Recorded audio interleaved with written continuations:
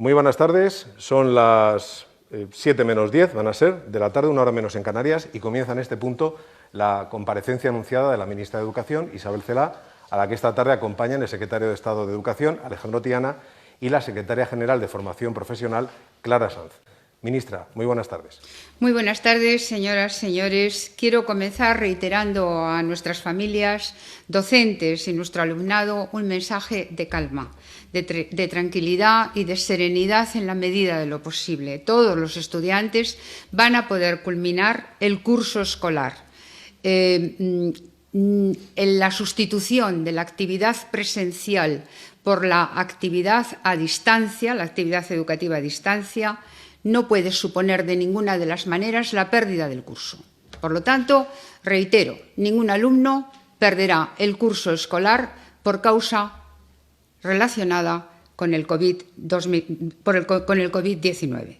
Es de justicia reconocer y agradecer el enorme esfuerzo que están haciendo también los propios niños, niñas y jóvenes, aguantando el confinamiento con paciencia, el esfuerzo que están haciendo para seguir aprendiendo desde sus casas, el inmenso esfuerzo que están haciendo las familias para dar serenidad a sus hijos y ayudarles en sus deberes. Hay que valorar la gran profesionalidad, el esfuerzo y la dedicación de los y las docentes para seguir de cerca a sus estudiantes. Una tarea difícil, no menor, pero que la están haciendo con verdadera profesionalidad. Los y las docentes merecen toda nuestra confianza y nuestro respaldo. Por este esfuerzo abordamos el reto sin precedentes al que se enfrenta nuestro sistema educativo con dos criterios elementales: coordinación y diálogo con las comunidades autónomas, que son las que tienen competencias educativas, y con la comunidad educativa para ir todos a la vez. El necesario equilibrio entre que nuestro alumnado mantenga sus hábitos de estudio y que las familias, los y las adolescentes, todos los alumnos, no se sientan desbordados por una situación que genera unas enormes cargas, es una tarea de la que todos somos conscientes. Nuestro sistema educativo se ha adaptado, ha tenido que adaptarse de un día para otro a la pérdida de dos elementos esenciales: la relación personal entre docentes y estudiantes y la convivencia entre ellos. En una primera etapa, con un enorme esfuerzo para parar el golpe. Ahora hemos tomado las medidas que permitan que nuestros aprendizajes no se detengan, que los y las alumnas mantengan sus hábitos de estudio y que no se profundicen las desigualdades sociales. En ese esfuerzo estamos. Les detallo a continuación los términos de la propuesta de acuerdo que hemos llevado hoy a la Conferencia Sectorial de Educación, la quinta reunión de coordinación que mantenemos con las comunidades autónomas en estas pocas semanas. Un acuerdo que recoge las propuestas hechas en estas reuniones previas y que ha sido respaldado hasta el momento por la mayoría de la conferencia sectorial. Diría, los conceptos, los principios generales han sido respaldados por todos los asistentes. Hemos recogido algunas iniciativas planteadas en el seno de la conferencia sectorial que enviaremos acomodándolas a la propuesta de acuerdo y mañana cerraremos con su detalle. El texto, con estos matices, por lo tanto, ha sido remitido ya a las consejerías para que hasta el día de mañana puedan adherirse todas las comunidades autónomas. Esperamos que ninguna comunidad autónoma quede descolgada, porque la sociedad espera vernos coordinadamente trabajando y dando certidumbre a una situación de incertidumbre. La comunidad educativa en su conjunto nos está pidiendo propuestas claras, realistas, en un momento que necesita las mayores certezas. El principio fundamental en el que se apoya el acuerdo es el cuidado a las personas. Y los principales puntos son los siguientes. 1. Se mantiene la duración del curso escolar. El curso escolar continúa. Continúan los aprendizajes. adaptados a las circunstancias, obviamente, y el curso ni acaba ahora ni se alargará más allá de junio, excepción hecha, naturalmente, de las pruebas que ya hemos acordado para la EBAU. En verano se organizarán y apoyarán actividades de refuerzo en formas diversas, en formas combinadas con actividades lúdicas, pero no habrá actividad lectiva. 2. Se adaptará la actividad lectiva a las circunstancias. Se usarán diferentes herramientas de educación a distancia con un especial esfuerzo en atender a los y las estudiantes con dificultad de acceso y uso de instrumentos digitales a los que tienen necesidades educativas especiales también. Por lo tanto, hemos sustituido la actividad educativa presencial por una actividad educativa a distancia que compone distintas herramientas para llegar a todos los alumnos, no solamente las telemáticas, también otras. 3. Se flexibilizará el currículo y las programaciones didácticas. Hay que centrarse, y es lo que pedimos, en los aprendizajes y competencias imprescindibles, cuidando no sobrecargar al alumnado de tareas excesivas. Se aprovechará el trimestre, el tercer trimestre, para la recuperación, el repaso, el refuerzo, con actividades globalizadoras e interdisciplinares y debidamente tutorizadas. 4. Se adaptará la evaluación, promoción y titulación. El objetivo prioritario de que los estudiantes no pierdan el curso y puedan continuar avanzando en su formación, teniendo en cuenta de manera especial la situación de los estudiantes más vulnerables, es nuestro propósito. La evaluación, por tanto, será continua y acentuará su carácter diagnóstico y formativo en todas las etapas, en todos los ciclos, en todas las enseñanzas. Hemos de valorar los avances realizados y los retrasos o los déficits que hayan podido producirse en cada uno de los alumnos, con objeto de planificar las medidas de recuperación que sean necesarias y programar el próximo curso 2021. La promoción de curso será la norma general. Siempre lo es, siempre lo ha sido. La repetición es la excepción. Ahora, con mayor motivo. Es necesario, evidentemente, hacer una evaluación, hacer una promoción y hacer una adaptación equitativa. Así que la repetición de curso será una medida muy excepcional que deberá estar sólidamente argumentada y acompañada de un plan preciso de recuperación en cada uno de los informes individualizados que entregaremos a cada alumno. La titulación debe ser la práctica habitual para los alumnos de cuarto de ESO, de segundo de bachillerato y de formación profesional, para lo cual las administraciones educativas podrán adoptar, naturalmente, adaptar primero el currículum y adoptar los criterios exigibles para obtener esa titulación, pudiendo organizar actuaciones de evaluación extraordinarias, de recuperación y titulación a las que podrán presentarse quienes así lo deseen. Se trabajará siempre de manera coordinada, el Ministerio con las comunidades autónomas y las comunidades autónomas con sus respectivos centros y en los respectivos centros el profesorado. Se respetarán siempre, obviamente, los ámbitos de competencia de todos los agentes. Las comunidades autónomas tienen sus competencias intactas, no hay duda, somos un sistema, un Estado autonómico. La normativa para desarrollar todos estos puntos respetará, en todo caso, el margen, naturalmente, de autonomía curricular y organizativa que tienen todos los centros educativos y el profesorado.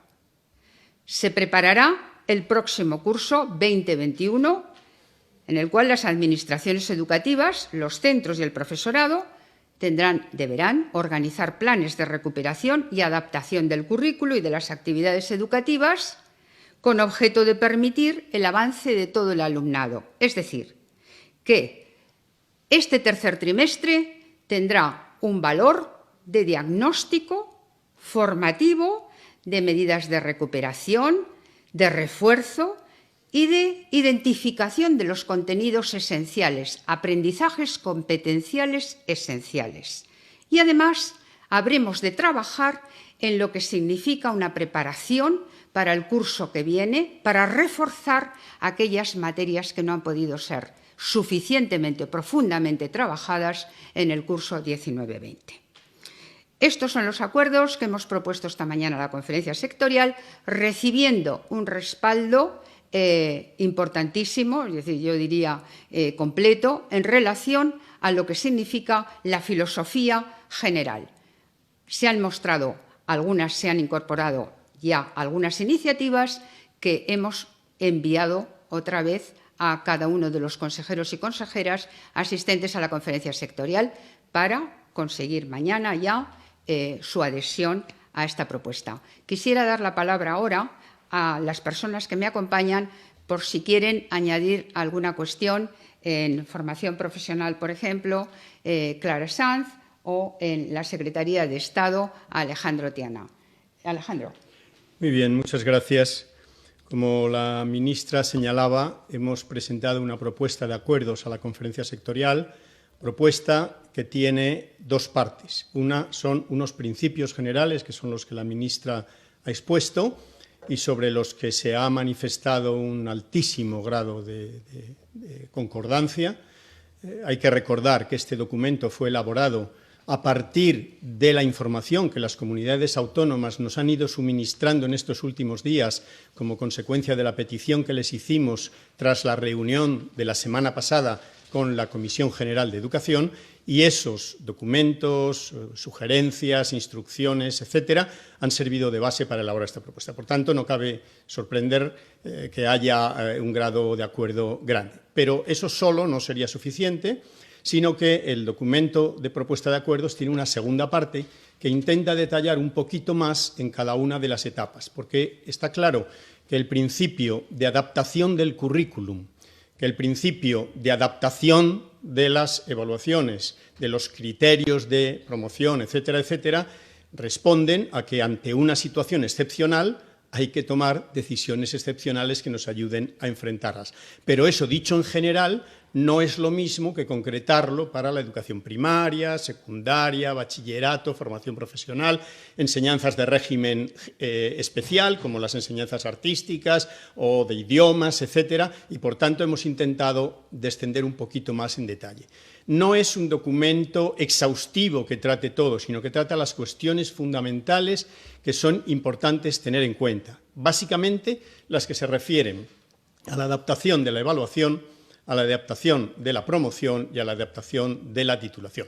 Porque son los asuntos en que la normativa que tenemos para el conjunto del Estado puede hacer que los equipos docentes se sientan un poco encorsetados para dar la solución que creen que es más conveniente para cada estudiante.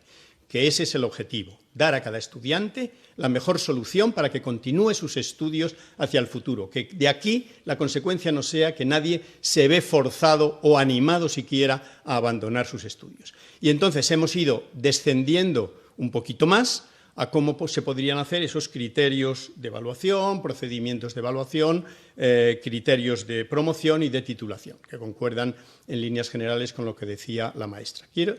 Con lo que decía la ministra, perdón. Una cosa muy importante que quiero señalar es que hay un principio clave en esto, y es que las personas que mejor conocen cuál es el desarrollo de cada uno de nuestros jóvenes, de nuestros estudiantes, a lo largo de su curso escolar, son sus docentes, es su equipo docente. Son los profesores y las profesoras que cada día han trabajado con ellos, hasta que se suspendieron las actividades lectivas presenciales y después de completarse. Entonces, ellos tienen que tener la confianza de la comunidad educativa, la confianza de los padres y de las madres, la confianza de las administraciones educativas para saber que lo que están haciendo es serio, capacitado, responsable y que ellos son quienes pueden mejor decir cómo un estudiante o una estudiante pueden continuar sus estudios, bien sea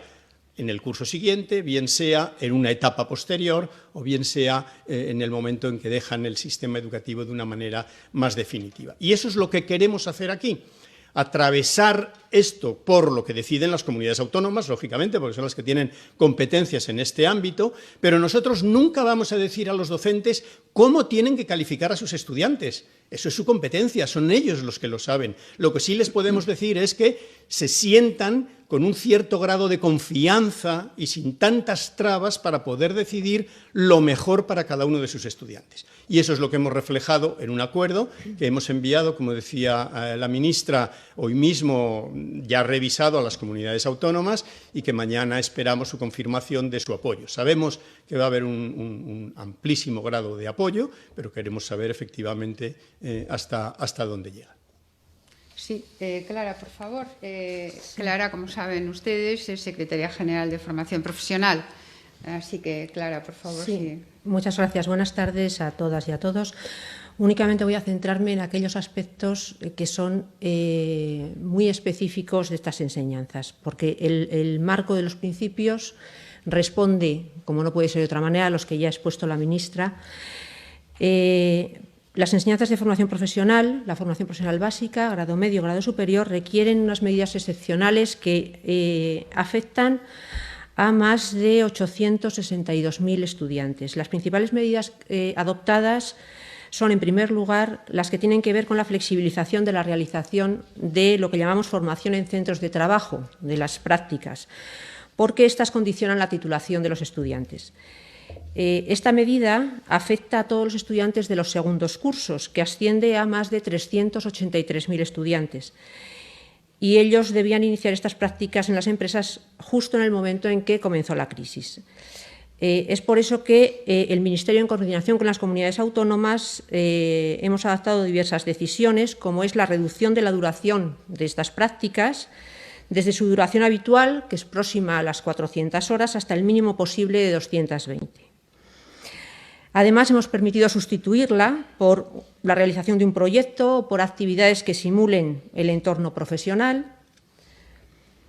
Hemos decidido que los y las estudiantes de formación profesional sanitaria y de servicios sociocomunitarios, donde se encuentran todos los estudiantes que realizan formación en cuidados auxiliares de enfermería, laboratorio clínico, radioterapia o atención a personas en situación de dependencia, por mencionar alguno, y que hayan accedido a un contrato de trabajo para los estudiantes de último curso de estas áreas, que, como saben, han habilitado las administraciones sanitarias, puedan estar exentos de manera total o parcial de cursar las prácticas. Y en el caso de los estudiantes de segundo curso de los ciclos formativos de grado superior, estamos hablando de un total de más de 190.000 estudiantes, el compromiso es que estén evaluados en un momento en que les permita presentarse, si quisieran, a la prueba de la EBAU para subir la nota media y acceder a la universidad y continuar así su itinerario formativo. La segunda de las medidas es la flexibilización de la evaluación para que la calificación pueda decidirse por el profesorado desde la absoluta confianza en su profesionalidad. Ya se ha comentado aquí por parte de la ministra y el secretario de Estado, bien a partir de las evaluaciones anteriores, la primera y la segunda, que se han hecho con normalidad y objetividad, y de las actividades desarrolladas durante este periodo, siempre que ello favorezca al alumno.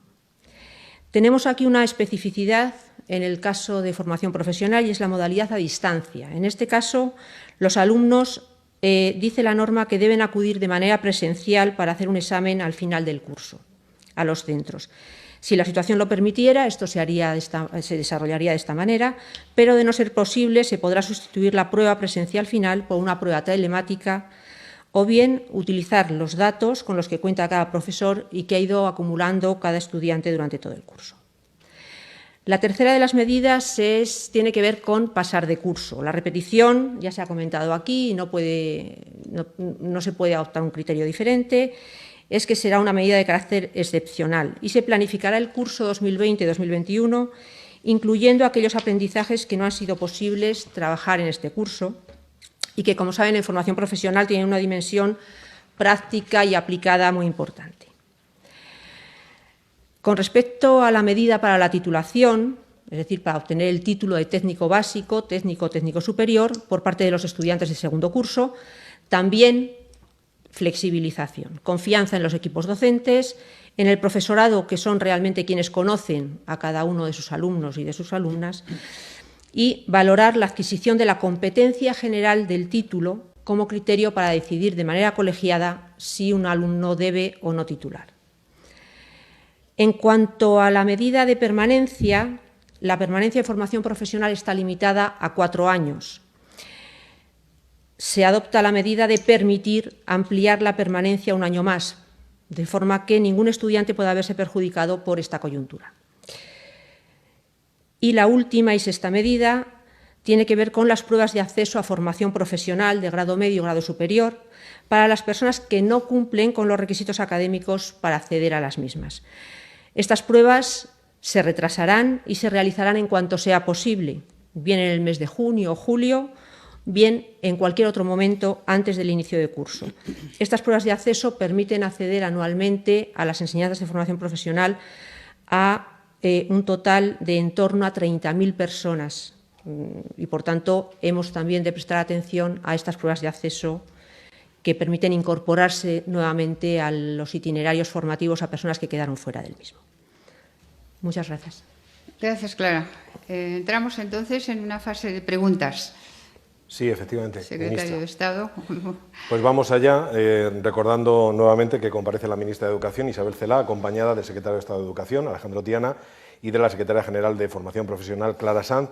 Preguntan periodistas, se han organizado dentro del sector, que cubren las noticias del sector educativo. La ministra Celaá va a responder en directo a preguntas de este grupo. Esperemos que no haya diabluras técnicas, ministra. La Vanguardia, La Razón, El Mundo, ABC, Europa Press, Radio Nacional de España, El Diario.es, El Diario de la Educación, El Español, Antena 3, El Confidencial. Creo que podríamos comenzar por La Razón, me indican. Por favor, compañeros, la imagen es buena, el audio espero que también, subid el sonido e identificaros al preguntar a los comparecientes. Adelante, La Razón.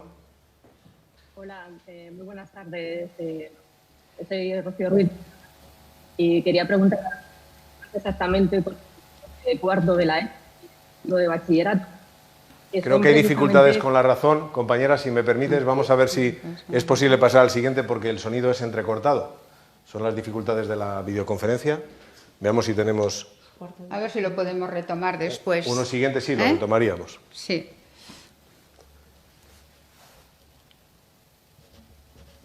Pasamos a, según me indican, Europa Press.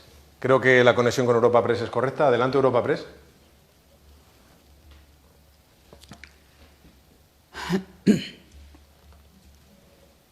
Ministra, hoy nos estamos estrenando con alguna dificultad en esta comparecencia, así que, como también ha tenido alguna dificultad para conectarse La Vanguardia, nos pide Karina Ferreras de La Vanguardia que le formulemos directamente esta pregunta.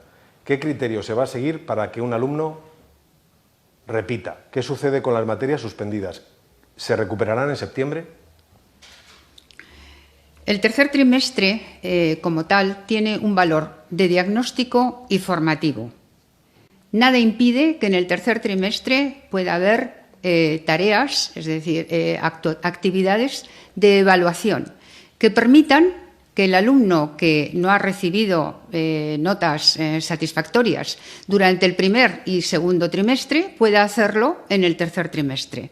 La idea, efectivamente, es que la promoción sea general, la promoción sea la norma general y la excepción sea la repetición. Por tanto, al tener un valor diagnóstico y formativo, los profesionales conocerán exactamente en qué grado de conocimiento está ese alumno. Y hemos de tener en cuenta que el próximo curso 2021 también tendrá que incorporar aquellos refuerzos de aprendizaje que no hayan sido profundamente cursados en el curso 19-20. Por lo tanto, de alguna manera, el final del curso 19-20 se respalda también por la actividad docente y de profundización en los conocimientos que tendrá el curso 20-21. La idea es que efectivamente se haga una evaluación global continua e integral del alumno. Esta es la verdadera sustancia de la evaluación y es lo que queremos, a lo que queremos que lleguen los profesionales. No sé si había alguna otra pregunta en la encabalgada. Sí, formulaba varias preguntas Carina Farreras. ¿Qué ocurre con las materias suspendidas? ¿Se recuperarán en septiembre? Es a lo que se ha estado refiriendo, pero si quiere matizar, ministra. No, eso es lo que yo quería decir, es decir, que podrán ser recuperadas también en el tercer trimestre si se refieren a los dos primeros trimestres y efectivamente a principios y durante todo el curso 2021 algunas de esas materias serán trabajadas en profundidad y recuperadas. No sé si el secretario de Estado quería... Sí, no, yo creo que es correcto. Vamos a ver, la práctica de la repetición, todos lo sabemos, todos trabajáis en educación, la práctica de la repetición es una práctica muy arraigada en España y muy rara fuera de España. La mayoría de los países de nuestro entorno no repiten. Francia, que repetía tanto o más que nosotros, está en un descenso abrumador. ¿Por qué? ¿Porque no le dan importancia a lo que se haga? ¿Porque da igual lo que haga el alumno? No, porque hay otras maneras de recuperar que no son repetir el curso. Entonces, eso nuestra legislación lo establece y ahora mismo lo hacen cantidad de alumnos. Por tanto, igual que lo han hecho, lo seguirán haciendo y podrán seguir avanzando, recuperando al mismo tiempo cosas que tienen pendientes. Las materias son muy diferentes, no es lo mismo recuperar matemáticas si van en un proceso paulatino que recuperar educación física o que recuperar ciencias naturales. Son áreas muy distintas, son distintas las etapas, pero el principio de la recuperación, que ya lo tenemos, nuestros profesores lo conocen, saben cómo trabajar con él, pues es aplicarlo del mismo modo. Sí. Vamos ahora a la pregunta que formula Europa Press y después, si está preparada, preguntará La Razón. Adelante, Europa Press. Hola, buenas tardes, ministra. Ray Sánchez, de Europa Press. El Gobierno y las comunidades autónomas han acordado hoy que los colegios puedan abrir en verano para ofrecer clases de refuerzo a los estudiantes que han tenido dificultades para seguir la educación a distancia en este tiempo de confinamiento. La pregunta es, ¿quién se va a encargar de impartir estas clases de refuerzo? ¿Van a ser profesores que ya hayan trabajado en los centros a lo largo del curso o se va a recurrir a otro tipo de profesionales? Muchas gracias. Sí, muchas gracias, Ray. El curso concluye en junio, de manera habitual, salvaguardando, obviamente, la actividad para la prueba de la EBAU, para las pruebas de la EBAU, que serán probablemente en la primera semana de julio. Digo probablemente porque algunas otras comunidades quizá lo hayan situado en los últimos días de junio. En verano, en julio, es decir, si obviamente las normas sanitarias así lo permiten, queremos hacer un gran movimiento, una gran apertura de posibilidades de ocio y trabajo en materias de conocimiento para los alumnos y para las alumnas, sobre todo orientado a aquellos alumnos y alumnas de mayor vulnerabilidad. Será una actividad muy integrada entre el ámbito de conocimiento y la actividad deportiva, espacios libres, habida cuenta de que el alumnado que irá a estos espacios de ocio y tiempo libre y también ha estado confinado durante mucho tiempo. Está todavía sin desarrollar el programa. Empezará siendo a través del estímulo del programa PROA, de refuerzo, impulsado por el Ministerio de Educación y Formación Profesional. Pero trataremos de habilitar en coordinación siempre con las comunidades autónomas espacios, actividades y prestaciones de personas que no son las que habitualmente trabajan en el curso escolar, si lo desearan. De otra manera, es otra actividad completamente diferente. Es la actividad de verano y será una actividad de tiempo, en fin, de espacios libres integrada con actividades del conocimiento. Pasamos ahora a las preguntas de La Razón, que puede entrar a través del sonido solo, me dicen, y después iría a Radio Nacional de España. Adelante, La Razón. Hola, buenas tardes. No sé si se me escucha bien ahora. Quería preguntar qué pasa con los alumnos de cuarto de la ESO y de segundo de bachillerato, que son los que precisamente titulan este año. ¿Va a haber alguna evaluación específica para ellos? ¿Un alumno puede hacer la EBAU con suspensos este curso académico? Gracias. No hablamos de suspensos y de aprobados. Hablamos de evaluación comprensiva, global, continua e integral. Esta es la verdadera sustancia de lo que estamos tratando. Es un momento excepcional que precisa de adaptación curricular excepcional. Por eso hablamos de aprendizajes y competencias esenciales. Todo lo que no pueda ser trabajado al final de este curso será trabajado en el siguiente. Y, naturalmente, la EBAU tiene esa naturaleza de prueba que nivela, que de alguna manera sustancia lo que es el conocimiento del alumno en primero y en segundo de bachillerato y además abre la puerta para el acceso a la universidad.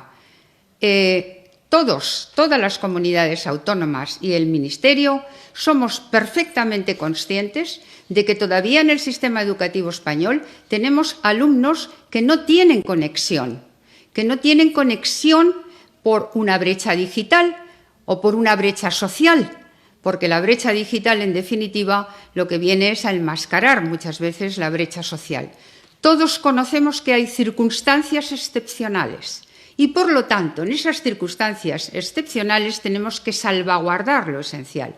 Y lo esencial es lo que dice precisamente la normativa en relación a los criterios de evaluación, que cuando habla de los criterios de evaluación del bachillerato, habla de la superación de los objetivos generales del bachillerato.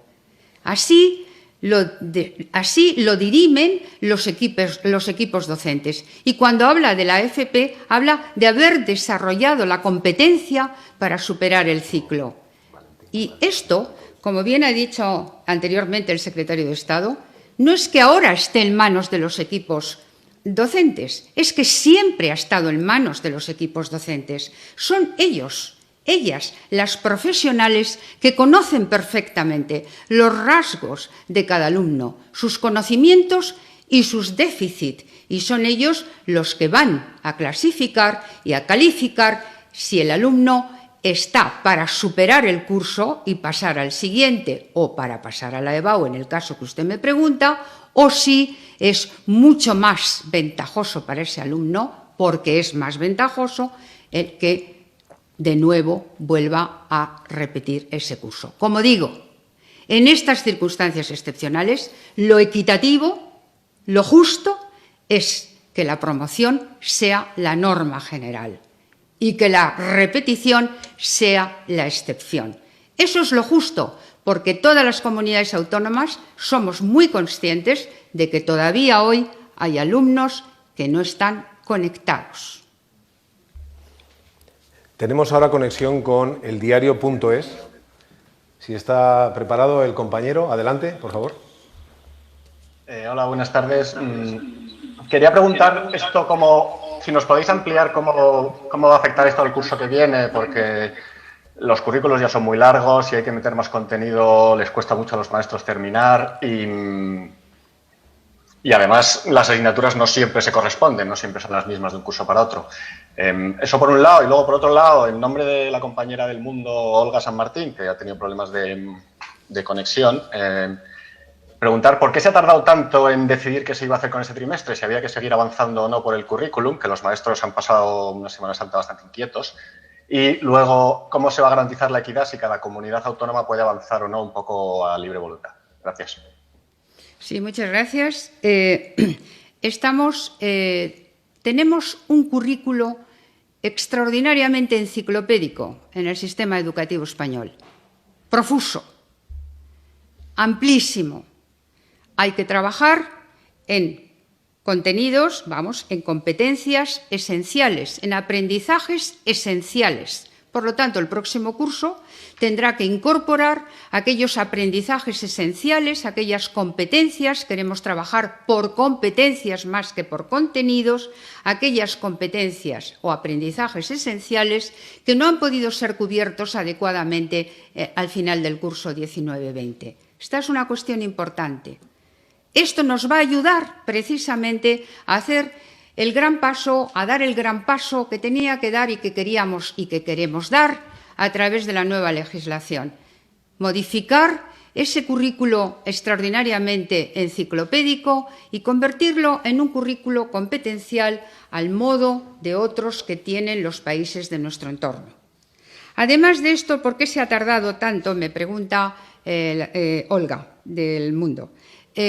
No se ha tardado tanto, Olga, cuando nos encontramos con los consejeros y consejeras de las comunidades autónomas, creo que fue a finales, el 20 y tantos de marzo, 25 de marzo, decidimos de mutuo acuerdo esperar hasta el término de la segunda prolongación del estado de alarma. Y es lo que hemos hecho. Tan pronto ha culminado, estamos precisamente hablando de cómo organizar el tercer trimestre. No conocíamos, nadie lo conocía, cuál iba a ser el escenario a finales de abril y en mayo. Hemos determinado hoy, con más conocimiento de nuestro entorno, cómo abordarlo. Y hemos decidido, estos son los principios que, diría yo, los principios todo el mundo ha respaldado, que ese tercer trimestre no sirva no sea desventaja para ningún alumno. En todo caso, para beneficiarle, en todo caso, para poder recuperar sus aprendizajes esenciales de los 2 primeros trimestres, caso de haber fracasado o de haber fallado ahí. Pero de ninguna de las maneras puede ser una desventaja para el alumno.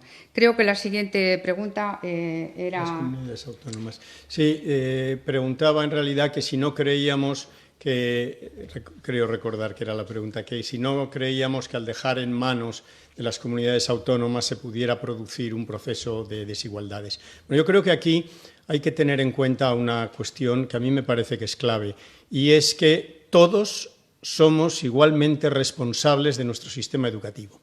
En un sistema descentralizado como es el español, no podría funcionar ni en educación ni en ningún otro ámbito si algunas autoridades responsables, en este caso autonómicas, fueran irresponsables.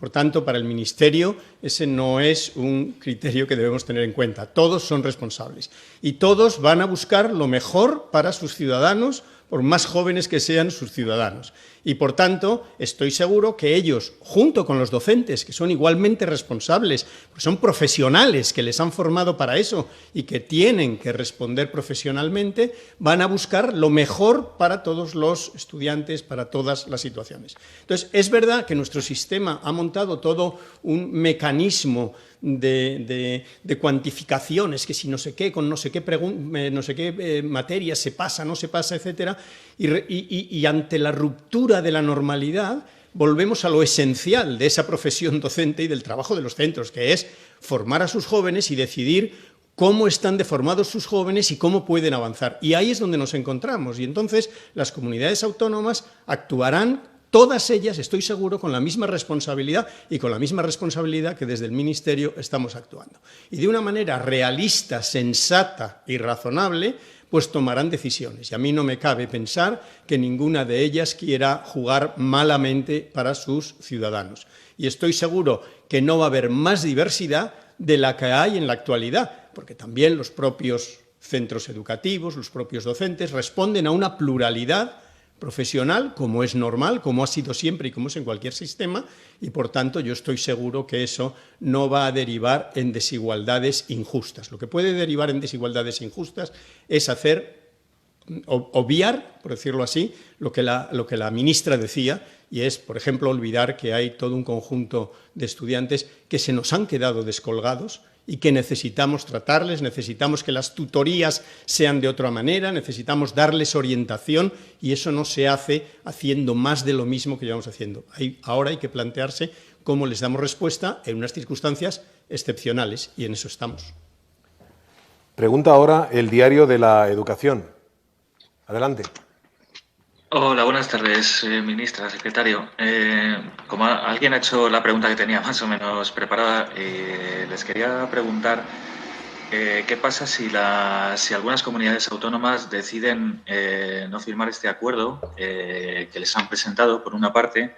Y por otra, voy a aprovechar para hacer una pregunta de la compañera de ABC, de Josefina Steckman, que también ha tenido problemas de conexión, y es si hay algún plan alternativo para realizar la EBAU, si no se puede hacer de manera presencial, si se plantea hacerlo de manera telemática o retrasarla aún más. Gracias.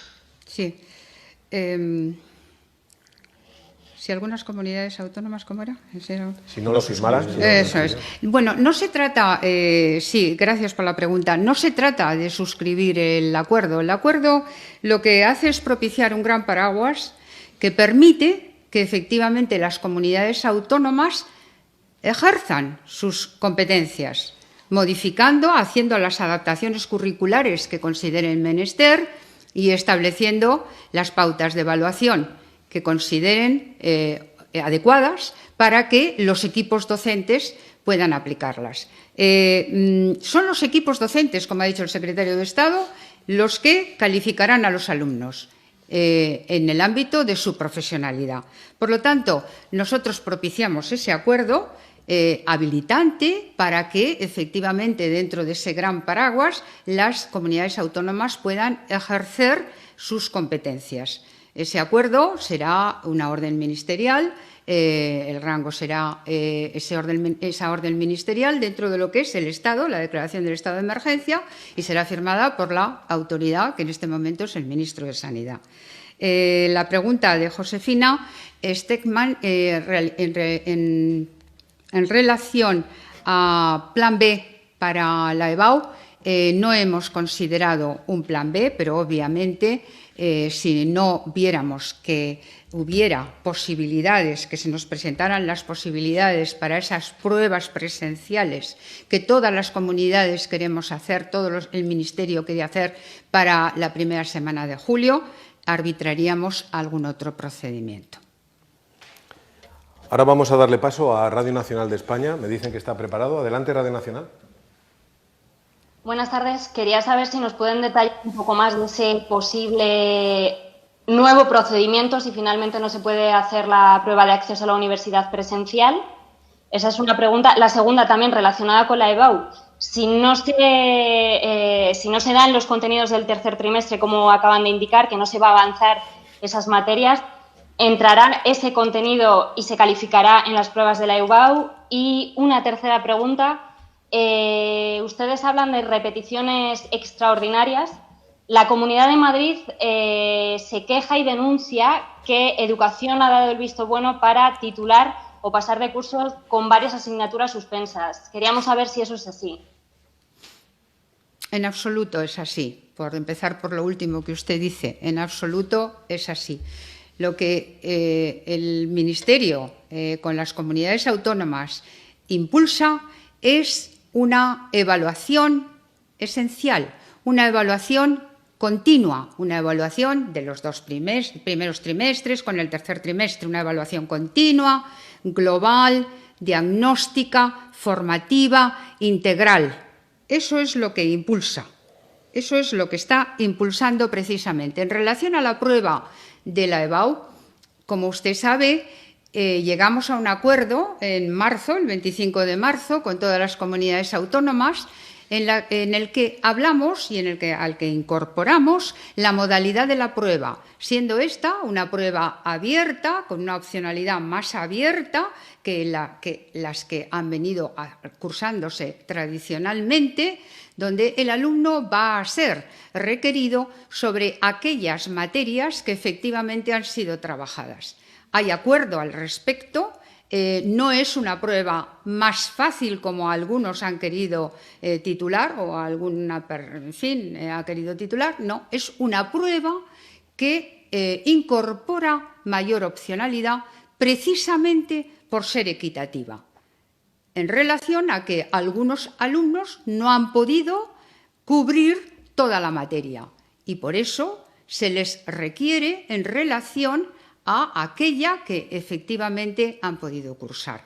Es, como digo, un modelo de prueba acordado por el Ministerio con todas las comunidades autónomas, y esta es la que efectivamente realizarán. En relación a, de nuevo, si hay un plan B, pues perseguimos el plan A, y si vemos que efectivamente nos acercamos a la fecha y no podemos realizar esa prueba presencial, arbitraremos otra fórmula. Pasamos al siguiente turno. En este caso le toca al español. Si está preparado, adelante, el español. Buenas tardes, ministra. Aquí Joaquín Vera del Español. Yo le quería preguntar por la probable situación de que el confinamiento se levante antes de que termine el curso en junio, si se ha estudiado y coordinado cómo harán frente los miles de padres y madres que tengan que volver al trabajo y no tengan con quién dejar a los hijos. Y voy a insistir sobre la apertura de centros en julio para clases de refuerzo. Quería saber si no serán los docentes quienes impartan estas clases, si se va a contratar a personal externo y si es así, ¿este gasto lo asumirá su departamento o las comunidades autónomas? Gracias. Sí, como reiteradamente, como hemos dicho en ocasiones, a todos nos gustaría que hubiera condiciones sanitarias para poder proceder a la reapertura de los centros al menos 15 días al final del curso 19-20. Nos parecería que esta medida sería muy bien valorada por familias, sería muy buena para los alumnos, muy buena para los docentes también, que podrían conectar con los alumnos y con sus verdaderos conocimientos, pero obviamente todos estamos sometidos a la evolución de la pandemia. Por tanto, al día de hoy, no podemos garantizar esa salida tan deseable para todos nosotros.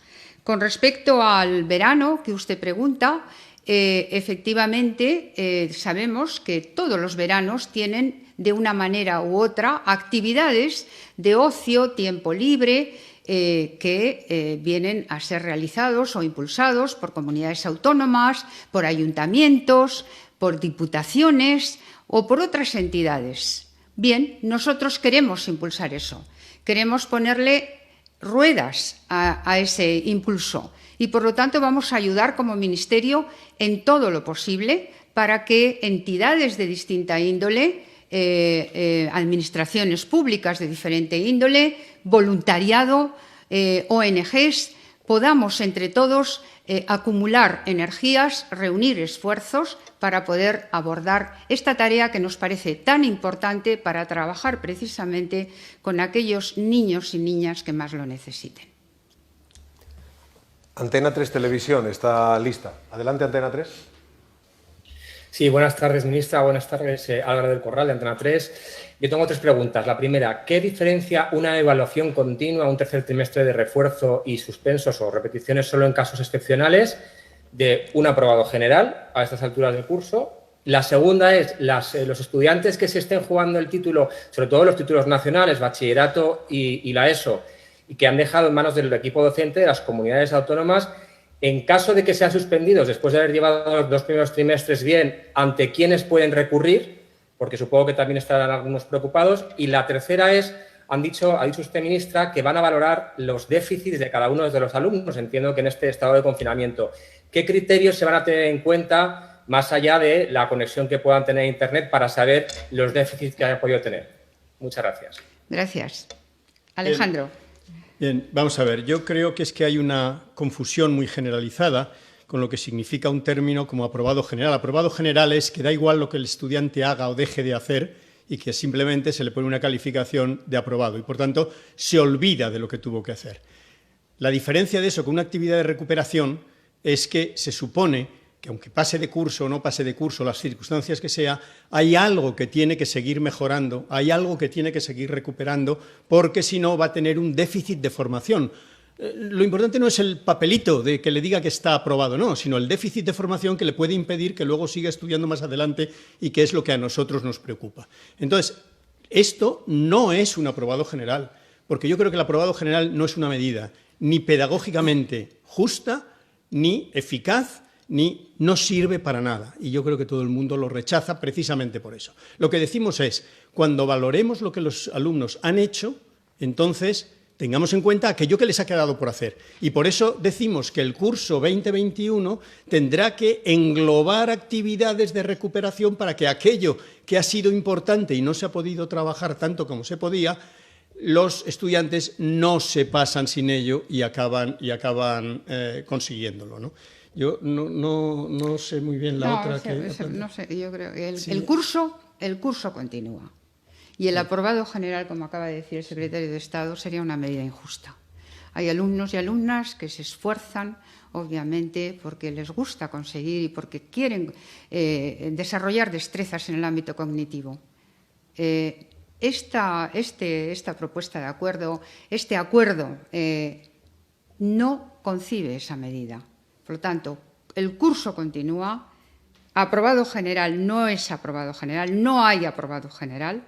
Establecemos medidas de evaluación continuas globales con ámbitos para la recuperación. El tercer trimestre tiene que ser computado de manera positiva. No podrá servir de negativo a nadie, habida cuenta de las diferentes condiciones en las que tenemos a la ciudadanía. Y por eso este camino que describimos y que impulsamos nos permite continuar de manera equilibrada, de manera sensata, desarrollando conocimientos en nuestros alumnos y propiciando esa conexión con los docentes para permitirles a estos docentes acompañarles a esos alumnos en un momento en el que necesitan tutoriales, es decir, tutorización, necesitan conocimientos y necesitan también ayuda emocional. Porque las condiciones, y ustedes lo saben, en las que están trabajando los hogares, que se han convertido de la noche a la mañana en aulas virtuales, a veces en centros de salud y a veces teniendo que convivir en espacios reducidos o menos reducidos, pero con distintas edades, adolescentes, pequeños.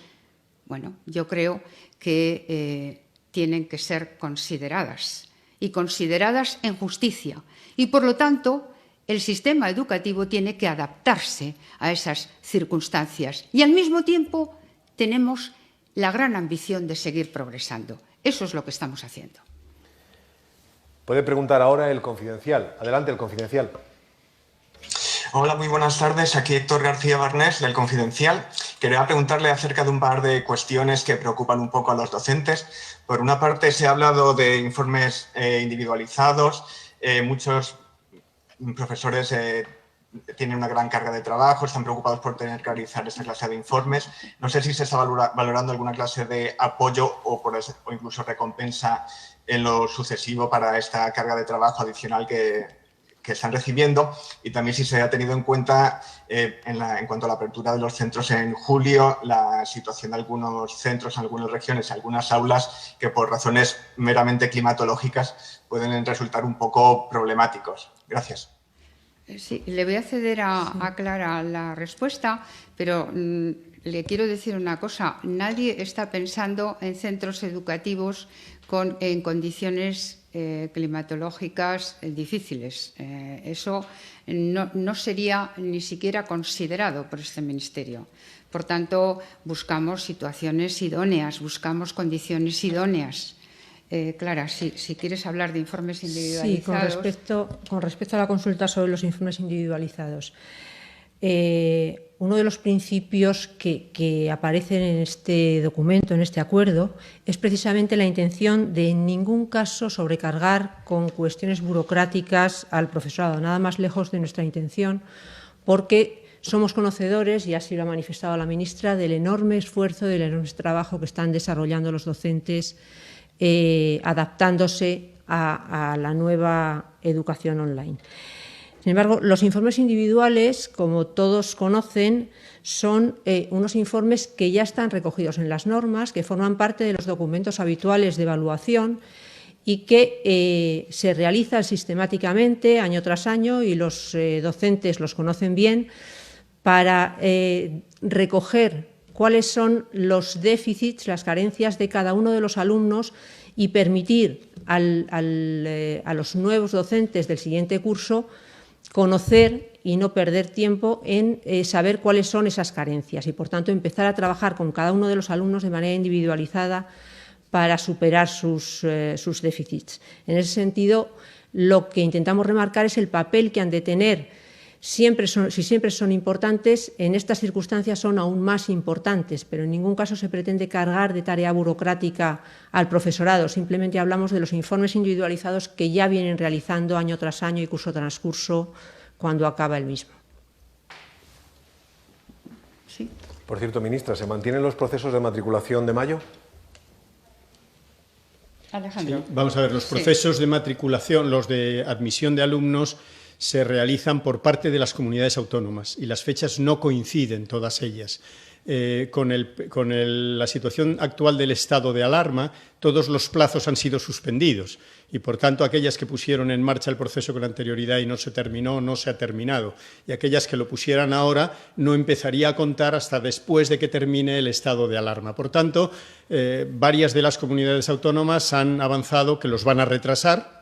Nosotros, entre las cosas que hemos adoptado esta mañana, hay algún acuerdo para facilitar que en la constitución de comisiones de garantías de escolarización, etcétera, pueda la Administración, digamos, algunos representantes nombrarlos de otra manera, precisamente para asegurar que se pueden celebrar, pero la decisión de cuándo se publican esos plazos y cuándo se abren es de cada comunidad autónoma, sabiendo que tienen que respetar la suspensión de plazos que hay en el estado de alarma. Por tanto, todas aquellas comunidades, como es el caso de Madrid, que algunos nos preguntan, claro, porque saben que nos movemos en este mundo, nos preguntan que se iba a abrir ahora, justo en abril. Bueno, no habrá problema, se tendrá que abrir cuando termine el estado de alarma o en su momento. Habrá que estar atentos a ello, pero en este momento no pueden estar funcionando por lo que mencionaba. Bueno, vamos a ir concluyendo ya esta comparecencia. Sí quisiera anunciarles que estamos preparando lo que podríamos llamar unas conversaciones con la infancia, la adolescencia, en este estado de alarma en el que nos encontramos, que tanto dolor está causando de pérdidas en vidas y también dentro de los hogares, millones de personas, de niños, de adolescentes, de jóvenes. A usted como ministra no, pero sí como la catedrática de instituto que fue, profesora de inglés, que ha conocido de cerca esa edad en la que hay una burbuja de actividad constante. ¿Qué mensaje personal le daría a los que hoy podrían ser, mirando la cámara, sus alumnos? A mis alumnos, uy, ya no me acuerdo, ¿eh?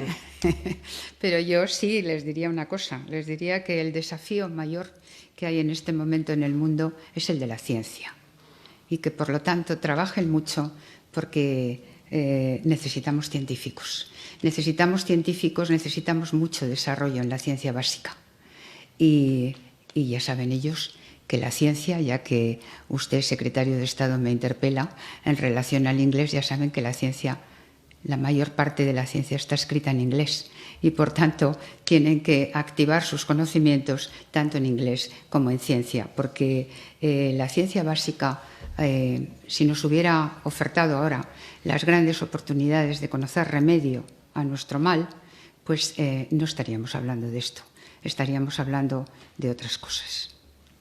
Isabel Celaá y la secretaria general de Formación Profesional, Clara Sanz, y el secretario de Estado de Educación, Alejandro Tiana, muchísimas gracias por su comparecencia. Gracias a todos los participantes. Buenas tardes. Muchas gracias. Gracias. Buenas noches.